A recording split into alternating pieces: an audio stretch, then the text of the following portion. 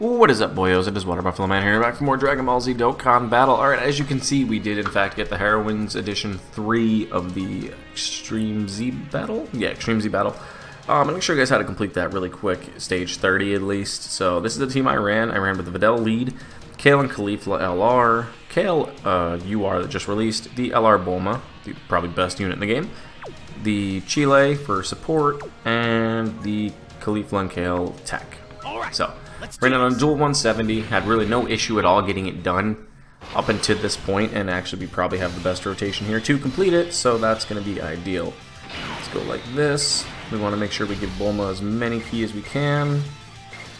Give her 7, because she's going to support everybody, and she's going to be our best opportunity to beat this. You actually probably could do this in one turn if you have Bulma on rotation, and she gets hit, or I mean does a nice super attack, because you gotta think Videl's gonna hit. If she would have gotten hit, she would have gained a little bit of attack, but she does at least 1 to 2 supers generally per turn. Bulma's got the guaranteed crit at the is it guaranteed crit or high chance to crit? I think it's high chance to crit at 18 ki, and then for her ultra, and then if you get an additional 7 ki, she's guaranteed a double super. And if she's built properly with a double super, she could theoretically hit a triple super. And a triple super with 3 crits, she'll do a lot of damage and easily wins for you in no time. As you can see, there was 1 super, guaranteed she got a crit on it. And now if she gets a crit here, yep, another one. Oh, there you go, triple super. Like I just said, Bulma is going to come in clutch for this event because she is so busted. She didn't do a triple crit, but she did 2 out of the 3, which is good enough. And that took down probably 5 to 6 of Oceanus' health bars. My Videl didn't do much because mine's 69%, which is not too bad, but I'm not going to complain. We're going to run the Kale and Caulifla in slot 1. It's going to take us about 2 turns to finish this, which isn't bad. And we'll probably get this done in our usual under 5 minutes, which is awesome.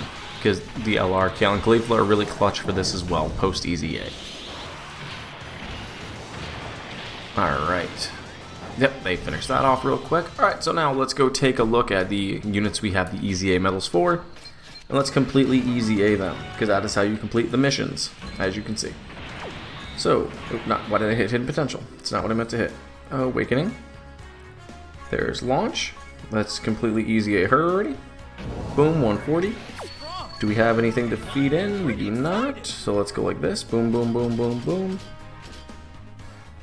Let's level 140 her. We are going to actually SA 15 her. We probably will give her a showcase really quick at some point. Not necessarily today, but we will do a showcase for this unit to see how well she actually fares post EZA.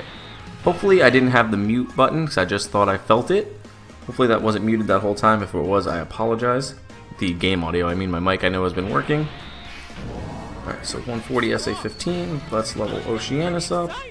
Oceanus is going to be one unit that you're going to see do really well probably on the GT Bosses team. I don't see her doing ideally well on the Peppy Gals because she's not built for a Peppy Gals team, whereas Launch is.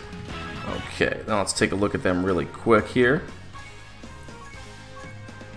So, where is Peppy Gals at? Right here, I just saw it. There it is. Not Wicked Bloodline. I mean, that's kind of the same thing. But alright, Launch transforms. When she becomes EZA'd, she's Key 3 130 to Peppy Gals. Her super attack greatly raises defense for 1 turn, causes supreme damage to enemy, and greatly lowers attack and defense. Her stats across the board are actually pretty good, with a really high attack stat for a unit that's kind of a side banner unit. Her passive becomes attack and defense 150, launches 2 additional attacks, so that each has a high chance of becoming a super attack, so 50%. Key plus 3 and an additional 120, and high chance of performing a crit for 7 turns from start to turn. So she gets, for the first 7 turns, she has an additional 120% attack and a high chance of crit, plus an additional 100% attack, and seals the enemy's super attack when there's a Peppy Gals category ally attacking in the same turn. So running her on Peppy Gals, she does even more damage, plus an additional critical hit chance of 30% when the target's enemy is sealed. So generally how you want to build her is kind of how I did a little bit. Maybe I could take away a little bit of her crit. You want to go additional, and I'm assuming, I would say, actually really I would go more or less just straight up dodge because she has so many additionals built in. But you could theoretically, if you build her with additional and dodge, she could do 4 supers and then still dodge. With her greatly raising defense, that's kind of nice. But that's how I would say you want to build her, is like additional dodge, more dodge probably. And then there's Oceanus, who becomes Shadow Dragon Saga Key 3 130.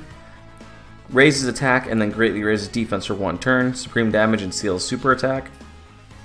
Her passive is Key 3 150, plus an additional attack and defense of 100%, launches an additional super attack when the target enemy is in attack down or defense down status. So she gains at 100% only when the target enemy is in attack down or defense down. So she only just starts at 150 normally. Attacks effective against all types, and great chance of stunning the attacked enemy, and high chance of launching an additional attack.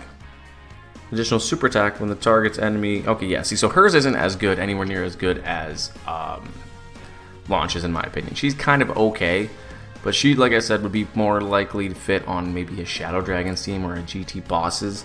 I can't see running her on the Peppy Gals team. She's not ideally great for it. Launch, on the other hand, like I said, is definitely a unit that belongs on a Peppy Gals team, probably alongside the Bulma. So what I might do is I might showcase Launch specifically, but that's it for this episode, guys. Thank you guys for watching, and I will see you guys... Oh, my voice went quiet. And I'll see you guys next time for more Dragon Ball Z Dokkan Battle. See you guys then.